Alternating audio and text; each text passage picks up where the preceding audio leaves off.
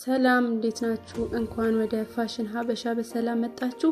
ዛሬም እንደተለመደው አዲስ ቪዲዮ ይዘንላችሁ መጥተናል።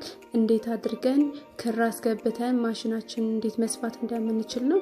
እንደምታዩት መጀመሪያ ከላይ የቆመች አንቴና የምትመስል ነገር አለች። እሷ ውስጥ ደግሞ አግዳሚ ብረት አለ። እነሱ ውስጥ ክብ ነገሮች አሉ።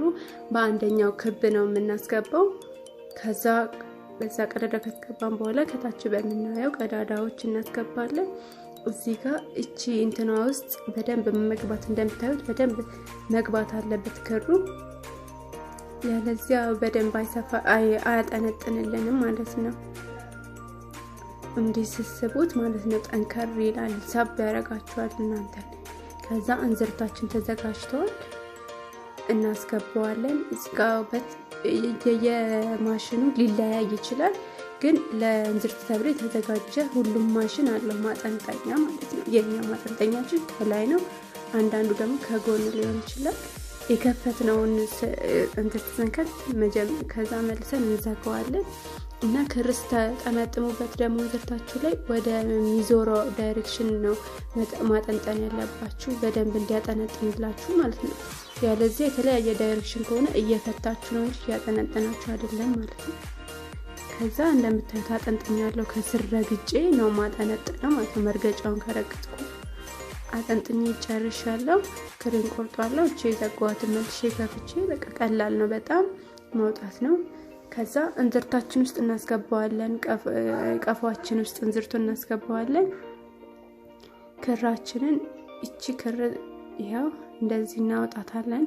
ከዛ እናዞረውና አንድ እንዝርታችን ውስጥ የሆነ ስንጥቅ ነገር አለች ቀፏችን ላይ ማለት ነው። እሷ ላይ ክሩን እናስገባዋለን።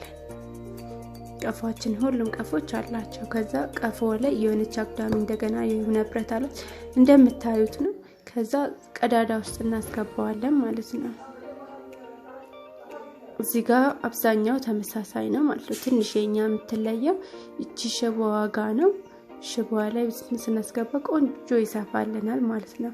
ባናስገባም ያን ያህል ልዩነት ላይ ኖሮ ይችላል ማለት ነው። ማሽናችን ፕሮቴክስ ምናምን ከሆነ ባናስገባም ችግር ላይ ኖሮ ይችላል። የኛ ማሽን ጁኪ ስለሆነ ነው። እንደምታዩት አንዳንድ ጊዜ እቺ መርገጫዋን ማሽና ውስጥ ስናስገባት እንዝርቷን እና ቀፏን መክፈት ሊኖርብን ይችላል። እኛ ሳንከፍት እንዲያስገብተናል ማለት ነው። እና መርሳት የሌለባችሁ መርፌው ውስጥ ከገባ መርፌውን ማውጣት አለብን፣ አሽከርክረን ማውጣት አለብን። ከዛ እንደምታዩት ዘግቼዋለሁ። አሁን እንዝርታችን ለስፌት ዝግጁ ሆነ ማለት ነው። ከዛም በኋላ የእንዝርት ማጠንጠኛ ስንል የከተትነው ቀዳዳ ውስጥ አውጥተን ክሩን በስፌት በኩል እንጨምረዋለን ማለት ነው። እንደምታዩት አቅጣጫውን በደንብ ማየት አለባችሁ። ከተሳሳታችሁ ላይሰፋላችሁ ይችላል ማለት ነው። እንዴት አርጌ እንደማስገባ በደንብ እያያችሁት ነው። እቺ ውስጥ በደንብ መግባት አለበት፣ ግዴታ ነው። ላላ ካለ ላይሰፋልን ይችላል። ትንሽ ጠንከር ማለት አለበት። እዚህ ጋር ስንስበው ማወቅ እንችላለን። ያዝ ካረገን ጥሩ ነው ማለት ነው። ከዛ እቺ መርፌዋን የምታንቀሳቀሳት ናት። እሷ ውስጥም እናስገባለን ማለት ነው። አንዳንድ ማሽኖች ሊለያዩ ይችላሉ፣ አብዛኞቹ ግን ተመሳሳይ ናቸው። አብዛኛው ነገራቸው አሁን ጁኪና ፕሮቴክስ ትንሽ የሚለያቸው ነገር አለ፣ ግን አብዛኛውን ተመሳሳይ ናቸው። እቺ ሽቦዋ ውስጥ እናስገባለን። በመቀጠል ክሩን ግን አሁን ያሳየን ያለነው ቤዚክ የሆነ ነገር ነው እና ክሯን ማለት ነው መርፌ ውስጥ እናስገባለን። አሁን የኛ መርፌ የዞረው ከፊት ወደ ኋላ ነው የምናስገባው። አንዳንድ ደግሞ ወደ ጎንም ሊሆን ይችላል መርፌው ፊቱ የዞረው ማለት ነው። የኛ ቀጥታ ስለሆነ ቀጥታ ብለን ነው የምናስገባው ማለት ነው። አሁን ዝግጁ ሆነ ማለት ነው ማሽን መርፌያችን። ከዛ በመቀጠል እያሽከረከርን ከስር መርገጫዋን እንጫናትና በትንሹ ከዛ አሽከርክረን በማሽከርከሪያው እናወጣለን ከስር ያለውን የእንዝርቱን ክር ማለት ነው። እንደምታዩት ክሩ ወጥቷል።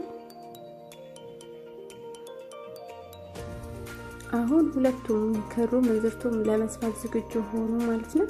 ለመስፋት ያዘጋጀነውን ጨርቅ እናስቀምጣለን። እቺ አሁን የምታዩት መርገጫዋን ማንቀሳቀሻ ናት። ከፈለግን ወደ ላይ ወደ ታች ብናደርገው በዚህ ነው። ግን ሌላ አማራጭ አለን፣ ቀላል አማራጭ።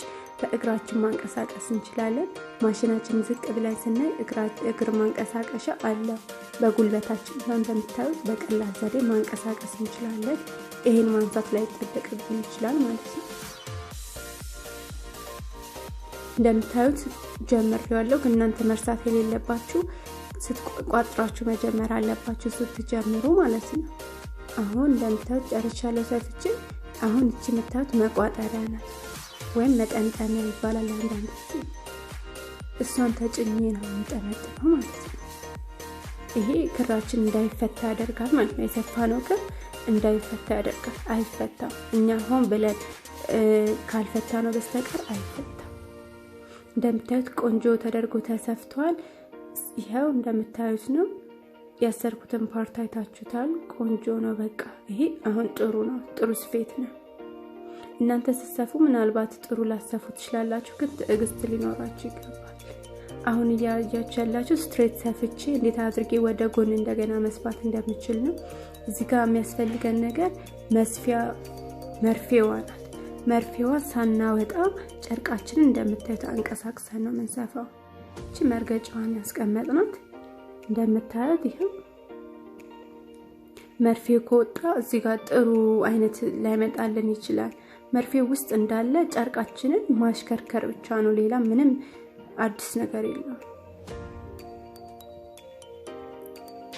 አሁን የምታዩት የማሽኑ ላይ ያለው አንዳንድ ነገሮች ነው። ይሄኛው የስፌት መጠን ነው። የስፌት ምን መጠንበት 0 ላይ ሲሆን በጣም ጠባብ ነው የሚሆነው። 1 ላይ ሲሆን አንዳንዴ ቁልፍ ቤት ሊሰፋበት ይችላል ምናምን።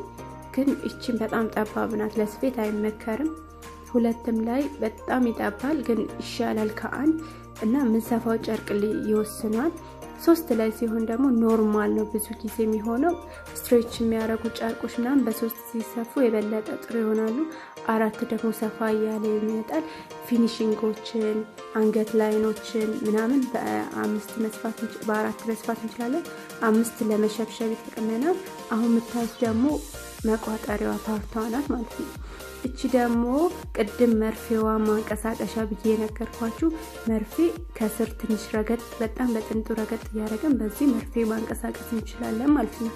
እየሰፋችሁ ግን ባትይዙ ተመራጭ ነው። ምክንያቱም እጃችሁ ላይ አንዳንድ አደጋ ሊደርስባችሁ ስለሚችል በጣም ባትረግጡት ተመራጭ ነው።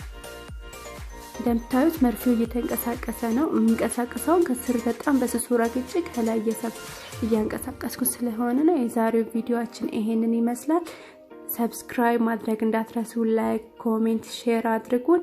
በጣም እናመሰግናለን። እንወዳችኋለን።